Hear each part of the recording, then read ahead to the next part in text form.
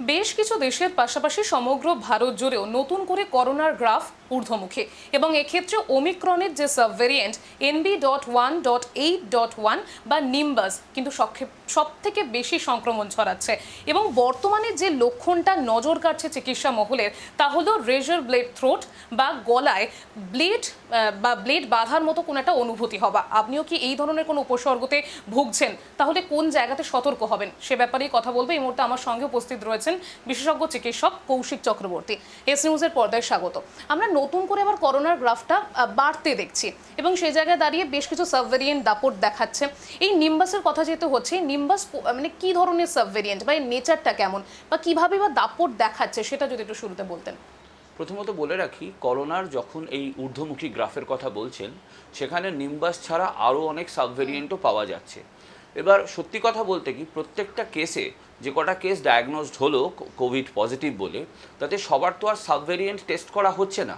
হ্যাঁ, কিছু কিছু কিছু সাবভেরিয়েন্টের কিছু আলাদা ক্লিনিক্যাল সিমটমস দিয়ে আমরা একটা বলতে পারি যে হ্যাঁ প্রবাবলি নিম্বাস হচ্ছে, প্রবাবলি ওমিক্রন, এরকম বলতে পারি। তো এই যে রেজার ব্লেড থ্রোটের কথা বললেন, এটা আমরা অনেকেরই পাচ্ছি।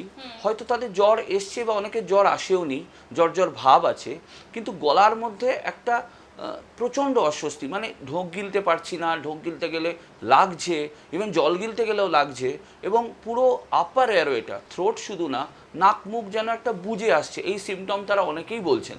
এবং তাদের মধ্যে অনেকেরই টেস্ট করলে দেখা যাচ্ছে পজিটিভ আসছে। হ্যাঁ, আবারও বললাম, সবার হয়তো সাবভেরিয়েন্ট টেস্ট হচ্ছে না, কিন্তু এই সিমটমে সবাই যে প্রচণ্ডভাবে খুব খারাপ হয়ে যাচ্ছে ক্লিনিক্যালি তা নয়। অনেকেরই দেখা যাচ্ছে এই গলা ব্যথাটা 3-4 দিন বা 5 দিনের মধ্যে অনেকটাই কমে গেল এবং অন্যান্য সিমটমগুলো স্তিমিত হয়ে গেল। একদমই তাই। এবার কিন্তু সেই জায়গায় দাঁড়িয়ে যেটা জানার চেষ্টা করবো, আমরা দেখছি বেশ কিছু মানুষের কিন্তু মৃত্যুর সংখ্যাও চোখে পড়ছে এবং সেই জায়গায় রিস্ক তাহলে কার রয়েছে বা কাদের রয়েছে সেটা যদি জিজ্ঞেস করি। দেখুন, যে কোনো ইনফেকশাস ডিজিজ, সেটা ভাইরাস হোক, ব্যাকটেরিয়া হোক, যাই হোক, তার ক্ষেত্রে মেন রিস্ক ফ্যাক্টর হচ্ছে আপনার ইমিউনিটি কতটা ভালো। আপনার ইমিউনিটি যদি ভালো না হয়, সে লড়তে পারবে না।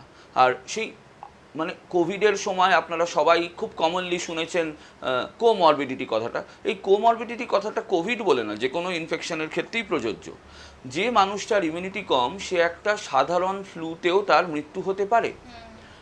বিশেষ করে ধরুন যারা ডায়াবেটিসে, আপনারা জানেন ডায়াবেটিস শরীরে এমন একটা কোলাপশন যেটা শরীরের সব অর্গানকে অ্যাফেক্ট করে, ফলে ডায়াবেটিক পেশেন্টের ইমিউনিটি কম। যাদের কোনো রকম ধরুন ট্রান্সপ্লান্ট রিসিপিয়েন্ট পেশেন্ট, যাদের ইমিউনিটি কমিয়ে রাখতে হয় ট্রান্সপ্লান্ট রিজেকশন আটকানোর জন্য, সেই পেশেন্টদের ক্ষেত্রে, বা যাদের রিউমাটয়েড আর্থ্রাইটিস আছে বা কোনো অটো ইমিউন ডিসঅর্ডার আছে, যেখানেও অটো ইমিউন ডিসঅর্ডার ট্রিট করতে গিয়ে আমাদের ইমিউনো সাপ্রেসেন্ট, মানে ইমিউনিটি, রোগ প্রতিরোধ ক্ষমতা কমিয়ে রাখাটা সেখানে চিকিৎসা, এই সব ক্ষেত্রের মানুষরা বেশি রিস্কে। বা আর একটা খুব ইম্পর্টেন্ট, যার তেমন কোনো রোগ নেই কিন্তু ভালোভাবে নিউট্রিশনটা নেই, ভালোভাবে খাওয়া দাওয়া করেননি, সেও তো নিউট্রিশন ছাড়া সেও দুর্বল, বাইরে থেকেও দুর্বল, ইমিউনোলজিক্যালিও দুর্বল, এই মানুষগুলোর জন্য বেশি বিপদ। এবং করোনার ক্ষেত্রে ওয়াইডলি বলতে গেলে একটা বড় রিস্ক ফ্যাক্টর দেখা গেছে, করোনা শুধু লাংকে ইনফেক্ট করে এমন নয়, করোনা কিন্তু আমাদের ব্লাড ভেসেলেও ক্লট তৈরি করে, এবং ব্রেনে এবং হার্টে যাদের সমস্যা আছে তাদের ক্ষেত্রে রিস্ক ফ্যাক্টরটা করোনার ক্ষেত্রে অনেকটাই বেড়ে যায়। সেটা ওমিক্রন, বিভিন্ন নিম্বাস বা what ever be the subtype, এই রিস্কটা অবশ্যই বেশি।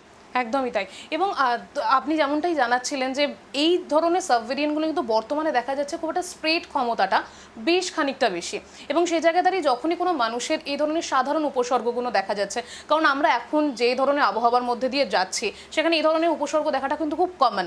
তো সেই জায়গায় দাঁড়িয়ে একদম শুরুতে ইনিশিয়াল স্টেজে কোন জায়গাতে সতর্ক হতে হবে?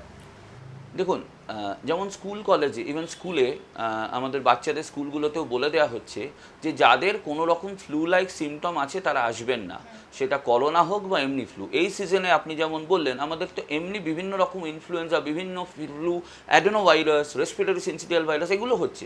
এবং অনেক ক্ষেত্রেই এই অ্যাডেনোভাইরাসেও লোকের এরকম একটা গলায় একটা থ্রোট ডিসকমফর্ট, লিম্ফ নোড ফুলেছে হতে পারে। ফলে আপনি ওপর সিমটোমেটিক্যালি আলাদা করা খুব মুশকিল যে তার করোনা হয়েছে না একটা এমনি কমন ফ্লু হয়েছে না অ্যাডেনোভাইরাস হয়েছে।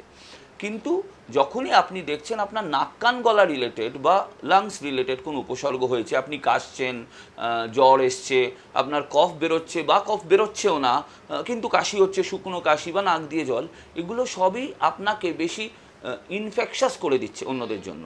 এই সময় আপনি একটু সাবধানতা বজায় রাখলে অন্যদের কাছে রোগটা ছড়াবে কম। একদমই তাই। আর আমি যেহেতু সাধারণ উপসর্গের কথা বলছিলাম, আপনিও বলছিলেন, তো আমাদের মধ্যে একটা কিন্তু টেন্ডেন্সি আছে, যখনই আমরা এখন সর্দি কাশি জ্বর বা একটু গলা ব্যথা এই সিমটমসগুলো দেখি, চিকিৎসকের কাছে যাবার ভাবনা চিন্তা খুব কমই করে থাকি। নিজে নিজে একটু অ্যান্টিবায়োটিক খেয়ে নিলাম বা কোনো রকম ট্যাবলেট খেয়ে নিলাম, ক্যালপল খেয়ে নিলাম বা নিজেই ট্রিটমেন্ট করছি, এই একটা ব্যাপার থাকে। এবার আমি কতটা রিস্কে রয়েছি সেটা তো নিজে নিজে বোঝা কখনোই সম্ভব নয়। সে আমি কোমরবিডিটি হলাম কি হলাম না সেটা অনেক সময় জানা থাকে না অনেক মানুষের আমাদের ভারতে। তো সেই জায়গায় দাঁড়িয়ে শুরুতেই যেহেতু আমি বলছি সতর্ক থাকার কথা, তো কোন জায়গাতে সতর্ক হতে হবে? প্রথম সতর্কতা হলো আমি ভালো করে খাবো, আমার নিউট্রিশন ঠিক থাকবে। দুই, আমি যদি দেখি আমার কোনো সিমটম খুব বাড়াবাড়ি হচ্ছে, 2-3 দিনের মধ্যে আমার সর্দি কাশি কমে গেল, ভালো কথা, কমছে না আরও বাড়ছে, জ্বর এসেই যাচ্ছে, বা আমি ধরুন আমার সোমবার সিমটম শুরু হয়েছে, আমি বুধবারে দেখলাম সিমটম তো কমেনি, বরং আরও কিছু অ্যাডিশনাল উপসর্গ দেখা দিল, আমার শুধু গলা ব্যথা ছিল, এখন দেখা গেল আমার জ্বরও এসছে, তার 2 দিন পরে দেখলাম আমার পেটেও সমস্যা হচ্ছে, তার মানে সিমটম বাড়ছে। করোনায় কিন্তু পেটের সমস্যাটাও খুব কমন, কারণ করোনা ভাইরাস পেটকে অ্যাফেক্ট করে এবং প্রথম থেকে ইভেন লাংকে অ্যাফেক্ট করতে শেখার আগে করোনা ভাইরাস গ্রুপ কিন্তু পেটকে অ্যাফেক্ট করতে জানতো। তো যখন আমার সিমটম বেড়ে যাচ্ছে বা একই সিমটম যেতে চাইছে না 2-3 দিন 4 দিনের বেশি, তখন আমাদের ভাবতেই হবে যে আমার এমন কিছু হয়েছে, আমার বাড়িতে বসে থাকলে হবে না, চিকিৎসকের পরামর্শ দরকার। আর যারা শহরাঞ্চলে আছেন তাদের পক্ষে চিকিৎসার পরামর্শটা অনেক সহজলভ্য, সবার পক্ষে হয়তো নয়। আমাদের ভারতে একটা বিস্তীর্ণ অঞ্চলের লোকজন গ্রামে থাকেন, অনেক জায়গাতেই আমরা দেখি যে চিকিৎসা পরিষেবা পেতে সমস্যা হয়, কিন্তু নিজেকে বুঝতে হবে আমার সিমটমস বেশি হচ্ছে, তাহলে আমাকে ডাক্তারের কাছে যেতেই হবে, না হলে পরে এমন অবস্থায় পৌঁছবো ম্যানেজ করা মুশকিল হতে পারে। একদমই তাই। এবং যেহেতু স্প্রেড করার কথা বলা হচ্ছে বারংবার, ছড়িয়ে পড়ার একটা টেন্ডেন্সি রয়েছে, তো সেই জায়গায় দাঁড়িয়ে অ্যাজ এ ইন্ডিভিজুয়াল আমাদেরও তো একটু সতর্ক হবার কথা, মানে মাথায় রাখতে হবে, তো সেই জায়গাতে কি বলবেন? সতর্ক হব, এক হচ্ছে আপনি নিজে ইনফেক্টেড আছেন, তাহলে আপনি অবশ্যই নিজের যেমন কেয়ার নেবেন, আপনার সোশ্যাল রেসপন্সিবিলিটি রোগটা যেন ছড়িয়ে না পড়ে। তাহলে আপনি পাবলিক প্লেসে গেলেন, একটা এসি হলের মধ্যে গিয়ে প্রোগ্রাম দেখছেন, অথচ আপনার কাশি হয়েছে, প্রচণ্ড সর্দি হয়েছে, সেটা আপনার পক্ষে উচিত নয়। আবার উল্টো দিক থেকে যার কোনো সিমটম হয়নি, কিন্তু তিনি দেখছেন যে তার সামনে একজন ব্যক্তি কেসে যাচ্ছেন, একজনের খুব জ্বর হয়েছে, বিশেষ করে যে অ্যাসিমটমেটিক ব্যক্তি, তার হয়তো ডায়াবেটিস আছে বা এই যে বললাম যে ইমিউনো কম্প্রোমাইজিং কোনো পরিস্থিতি আছে, মানে কোমরবিডিটি আছে, সে দেখছে যে আমার সামনে একজন ব্যক্তি কাশছেন, জ্বর আছে, তাহলে তাকে তখন কাছাকাছি এসে এন্টারটেন করতে দেওয়া উচিত নয়।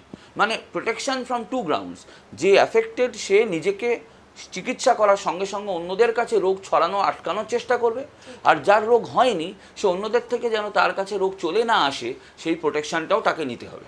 এবং সেই প্রোটেকশনের জায়গাতেই বারংবার যে বেসিক প্রোটোকলগুলো রয়েছে মানার কথা বলা হচ্ছে, কিন্তু সেগুলি মনে করিয়ে দেওয়ার কথা একবার বলবো। বেসিক প্রোটোকল, প্রথমে একটা কথা বলে রাখি, আগেকার মতো কিন্তু এই মুহূর্তে কোনো গভর্নমেন্ট ডোসিয়ার নেই যে আপনার কোভিড হয়েছে এবং আপনাকে কোয়ারেন্টাইন 14 দিন থাকতে হবে, এমন কোনো নেই। কিন্তু আপনি সাবধানে থাকবেন, যখন আপনার কোনো ইনফেকশন হয়েছে আপনি অন্য লোকের সংস্পর্শে কম আসবেন, পাবলিক প্লেস পাবলিক ডিলিংস কম করবেন, ভালো করে খাওয়া দাওয়া করবেন, জ্বর এলে অবশ্যই প্যারাসিটামল খাবেন, কারণ জ্বর বাড়লে আপনার শরীর থেকেই অনেকটা ক্যালোরি খরচ হয়ে যাচ্ছে এবং আপনার ইমিউনিটি আরও কমে যাবে। একটু বেশি সিমটম হলে সঙ্গে সঙ্গে ডাক্তারের পরামর্শ নিন, এবং যদি ডাক্তারবাবু মনে করেন আপনাকে বলেন আপনি কোভিড টেস্ট করুন বা ফ্লু প্যানেল করুন, আপনি সেটা করে নেবেন, যাতে আপনি জানতে পারেন আপনার এক্স্যাক্টলি কী হয়েছে এবং চিকিৎসাটা যথোপযুক্ত করা যায়। আর অবশ্যই ওই যে রিস্ক ফ্যাক্টরের কথা বললে, যার ডায়াবেটিস আছে, যার প্রেশার আছে, যার কিডনি সমস্যা আছে, সেগুলোও যেন অ্যাট দ্য সেম টাইম এই সিজনে কন্ট্রোলে থাকে, because prevention is better than cure. একদমই তাই। আর যেহেতু রেজার ব্লেড থ্রোট এই একটা উপসর্গ নিয়ে এখন মাথা ব্যথাটা বাড়ছে, তো এই ক্ষেত্রে যাদের এই সিমটমস দেখা যাচ্ছে তারা ইনিশিয়াল স্টেজে কী ধরনের প্রিকশন বাড়িতেই নিতে পারবে সেটা যদি ইনিশিয়াল স্টেজে কোনো রকম জার্মিসাইড, মানে যেগুলো বিটাডিন জাতীয়, পভিডিন, আয়োডিন, গার্গল পাওয়া যায়, এগুলো ব্যবহার করবেন, অ্যান্টি অ্যালার্জিক্স খাবেন এবং অ্যান্টি ইনফ্ল্যামেটারি এবং প্যারাসিটামল। তাহলে কি হবে, ভেতরে যে প্রদাহ হয়েছে সেটা কমে যাবে। প্রদাহ কমলে উনি অনেকটা আরাম পাবেন। অ্যান্টিবায়োটিক প্রথমেই দিতে হবে এমন কোনো মানে নেই, কারণ ভাইরাল ইনফেকশনগুলো অ্যান্টিবায়োটিকে যায় না। কিন্তু যদি জ্বর বাড়ে তখন আমাকে, যেমন রেগুলার প্যারাসিটামল, 2 দিনের বেশি জ্বর আছে, আমাকে তখন ডাক্তারবাবুর সাথে কথা বলতে হবে, অ্যান্টিভাইরাল নেবো কি অ্যান্টিবায়োটিক নেবো, আলোচনা করতেই হবে। আর ইউজুয়ালি এই যে রেজার ব্লেড থ্রোটের কথা বলছেন, এই সিমটমটা প্রথম 2 দিন খুব বাড়ে, ইনক্রিজিং, তারপরে 3 দিনের পর থেকে ইউজুয়ালি আমরা দেখছি অনেকেরই আস্তে আস্তে আস্তে আস্তে কমে যাচ্ছে।